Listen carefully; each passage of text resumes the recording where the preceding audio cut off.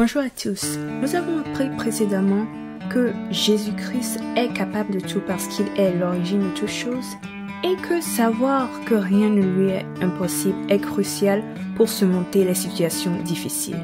Aujourd'hui, nous prendrons une nouvelle direction en explorant ce que nous sommes appelés à faire pour que la magnificence de la suprématie de Jésus-Christ ainsi que son amour inconditionnel soit pleinement manifesté dans nos vies. Donc, sans plus tarder, allons-y.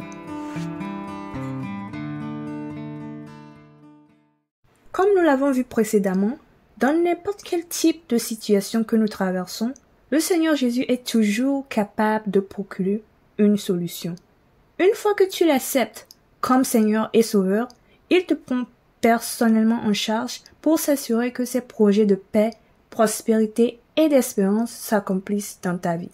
Maintenant, sache que cette information particulière n'est pas cachée au diable et à ses agents, car eux aussi savent que le Seigneur Jésus a prévu des choses glorieuses pour toi. Par conséquent, de différentes manières, ils essaient de voler, détruire et ou tuer les promesses que Dieu t'a faites.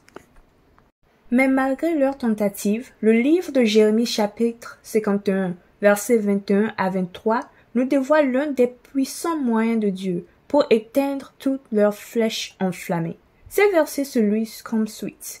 Par toi, j'ai brisé le cheval et son cavalier. Par toi, j'ai brisé le char et celui qui était dessus. Par toi, j'ai brisé l'homme et la femme. Par toi, j'ai brisé le vieillard et l'enfant. Par toi, j'ai brisé le jeune homme et la jeune fille. Par toi, j'ai brisé le berger et son troupeau. Par toi, j'ai brisé le laboureur et ses bœufs. Par toi, j'ai brisé les gouverneurs et les chefs. Amen. Ici, Dieu dit à plusieurs reprises que c'est par toi, montrant en fait une collaboration entre lui et toi. Lorsque tu choisis de devenir chrétien, tu choisis de t'unir à Dieu. Cela signifie qu'en tout, il te précédera et tu seras toujours un outil pour sa grandeur. C'est pourquoi dans ces versets, on voit Dieu dire que c'est toi qu'il utilisera pour briser les choses qui se dresseront sur ton chemin. Il dit au verset 21 que c'est toi qu'il utilisera pour briser le cheval et son cavalier, ainsi que le char et celui qui était dessus. Ici, le cheval et son cavalier, ainsi que le char et celui qui était dessus, représentent des éléments de guerre. Donc, Dieu dit ici, en fait, que lorsque le diable mènera une guerre contre toi, lui Dieu et toi qu'il utilisera, les briseront. Il continue au verset 22 en disant qu'avec toi, il brisera l'homme et la femme, le vieillard et l'enfant, le jeune homme et la jeune fille. Et c'est parce que le diable peut utiliser quiconque n'a pas l'esprit du Christ pour bloquer le chemin par lequel tout devrait te venir de Dieu.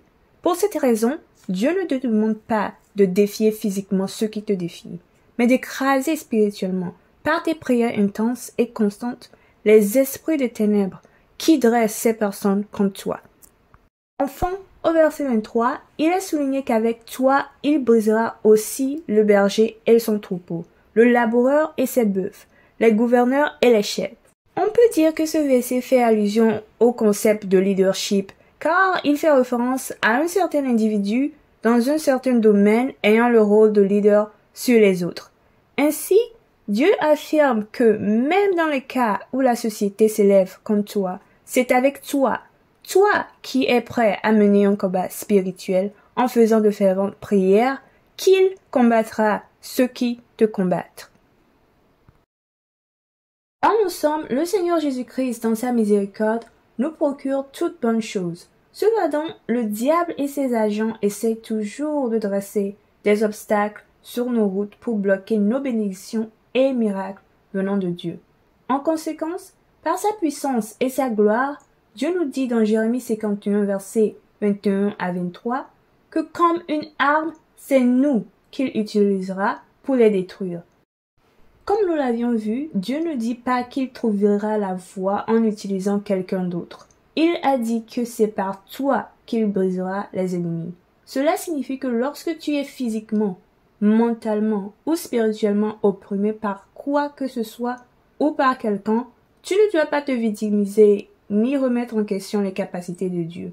Au lieu de cela, tu dois te rappeler que Dieu peut tout faire, que ses paroles te promettent de grandes choses et que tant que tu t'unis à lui et persévères dans la prière, tu peux être l'outil permettant d'éradiquer ceux qui t'oppriment.